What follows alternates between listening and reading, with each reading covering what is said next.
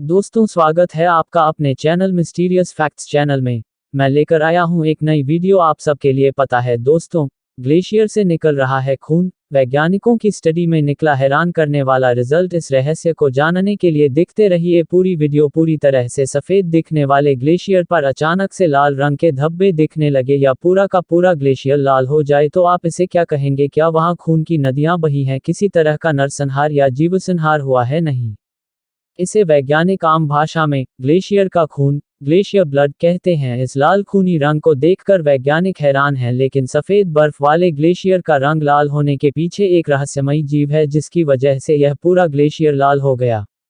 अब वैज्ञानिकों ने एक नया प्रोजेक्ट शुरू किया है। ग्लेशियर के खून की जांच करने के लिए फ्रांस के एल्प्स पहाड़ों पर जमा ग्लेशियरों की जांच करने के लिए वैज्ञानिकों अल्पेगा प्रोजेक्ट की शुरुआत की है। इसमें 3280 फीट से लेकर 9842 फीट की ऊंचाई तक जमा ग्लेशियरों से निकलने वाले खून की जांच की जाएगी। अभी तक जिन ग्लेशियरों की जांच की गई है उसमें ग्लेशियर के खून निकलने की जो वजह सामने आई है वह हैरान करने वाली है, क्योंकि ये जिस जीव की वजह से हुआ है वह आमतौर पर सागरों, नदियों और झीलों में रहता है, लेकिन अचानक पानी की गहराइयों में रहने वाला जीव ठंडे ग्लेशियरों पर कैसे कब्जा कर रहा है? अल्पेगा प्रोजेक्ट के कोऑर्डिनेटर एरिक मार्शाल ने बताया कि यह खास प्रकार की माइक्रोएल्गी है जो ग्लेशियर में पनप रही है। अब इसके साथ दिक्कत ये हो रही है कि पानी में रहने वाली यह एल्गी पहाड़ों के मौसम से जब रिएक्ट करती है तो यह लाल रंग छोड़ती है, जिसकी वजह से कई किलोमीटर तक ग्लेशियर लाल दिखने लगता है। क्योंकि ये माइक्रोएल्गी पर्यावरण परिवर्तन और प्रदूषण को बर्दाश्त नहीं कर पाती, इसके शरीर से ऐसा रिएक्शन होता है जिसकी वजह से बर्फ लाल रंग होने लगती है। एरिक मार्शाल फ्रांस के ग्रेनोबल में स्थित laboratory of cellular and plant physiology के डायरेक्टर भी हैं। एरिक ने बताया कि लोगों को यही पता है कि एल्गी सागरों,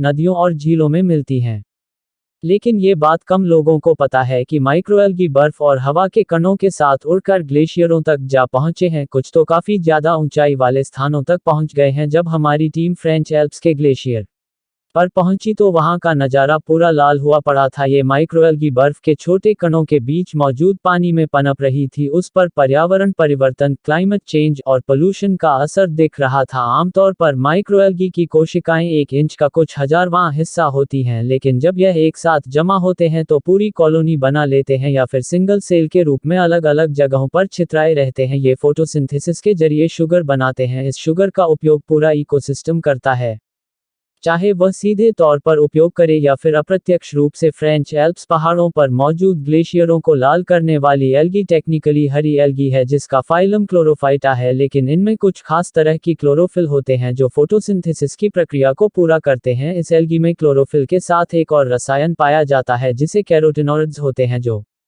नारंगी या लाल रंग का पिगमेंट बनाते हैं, जैसे गाजर।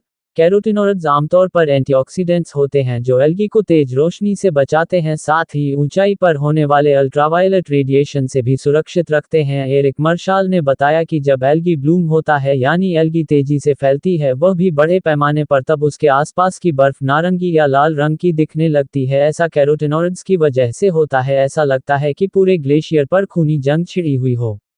एरिक ने बताया कि उन्होंने आखिरी बार इस ग्लेशियरों को साल 2019 के बसंत ऋतु में देखा था, तब वहां पर कई किलोमीटर दूर तक ग्लेशियर लाल रंग का दिख रहा था। एरिक ने बताया कि वैज्ञानिकों ने यह तो पता कर लिया है कि ग्लेशियर लाल कैसे हो जाते हैं, लेकिन सबसे बड़ा मुद्दा यह है कि वैज्ञानिकों को इस एल्गी की बायोलॉजी के बारे में ज्यादा कुछ नहीं पता। यह भी नहीं पता कि पहाड़ों के इकोसिस्टम पर यह कैसे पनप रही हैं, इसका क्लाइमेट चेंज पर क्या असर होगा यह नहीं पता। आमतौर पर समुद्र में एल्गी पनपने की वजह होती है न्यूट्रिएंट से भरे हुए प्रदूषण में, लेकिन पहाड़ों पर यह पोषण बारिश और हवा से पहुंचता है जिसकी वजह से पनपी होगी। इसके अलावा वायुमंडल में कार्बन डाइऑक्साइड की बढ़ोतरी भी इसके पनपने की वजह हो सकती है। साल 2016 में नेचर मैगजीन में छपी एक स्टडी के मुताबिक लाल रंग की बर्फ कम रोशनी परावर्तित करती है, जिसकी वजह से बर्फ तेजी से पिघलने लगती है, यानी यह एल्गी ग्लेशियर के जीवन को छोटा कर सकती है। लेकिन यह बात अब भी अस्पष्ट है कि समुद्री एल्गी के पनपने,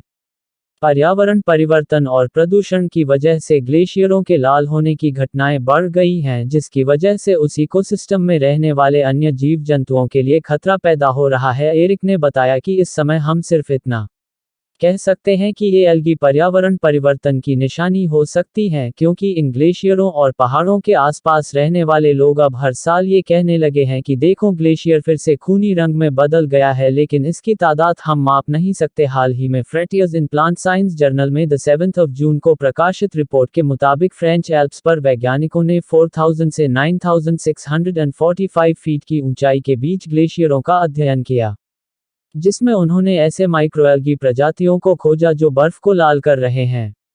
इस रिपोर्ट को एरिक और उनकी टीम के अन्य सदस्यों ने ही बनाया है।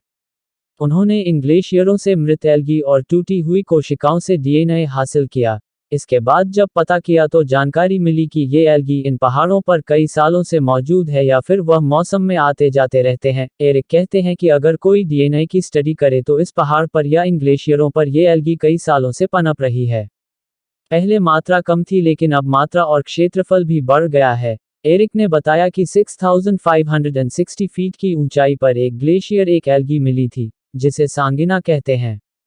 इसकी वजह से इस ऊंचाई पर या उससे ऊपर बर्फ लाल हो जाती है, लेकिन अलग अलग ऊंचाई पर अलग अलग प्रजातियों की एल्गी का जमावड़ा हो रहा है जो बर्फ को लाल करती हैं, जैसे डेस्मोकोकोस और सिम्बायोक्लोरिस। 4920 फीट की ऊंचाई के ऊपर नहीं जाती। एरिक की टीम अगले महीने फिर से ऐसे लाल ग्लेशियरों की खोज करके उनकी स्टडी करने एल्प्स के पहाड़ों पर जाएगी, ताकि वो दोबारा से एल्गी के पनपने की प्रक्रिया को और सटीकता से समझ सकें, सफ़ेद और लाल बर्फ के अवयवों को पहचानने का प्रयास कर सकें। ये लाल बर्फ क्यों पैदा होती है, इसकी डिटेल स्टडी करने के लिए एरिक और उनकी टीम को कुछ दिन इन ग्लेशियरों पर खराब मौसम में बिताने होंगे। एरिक ने बताया कि लोग अक्सर आर्कटिक या ध्रुवीय इलाकों में पिघलने वाले बर्फ की बात तो करते हैं, क्योंकि उनके पिघलने से समुद्र के जल स्तर में बढ़ोतरी होती है, लेकिन इन ग्लेशियरों की बात कम होती है। ये नदियों को पानी देते हैं। अगर ये जल्द पिघलने लगे तो लोगों को पीने के पानी की दिक्कत हो जाएगी।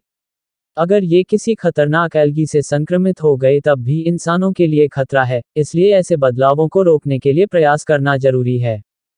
आपको ये वीडियो कैसी लगी, अपनी राय कमेंट बॉक्स में जरूर दें और ऐसे फैक्ट्स जानने के लिए मेरे चैनल को सब्सक्राइब जरूर करें। धन्यवाद।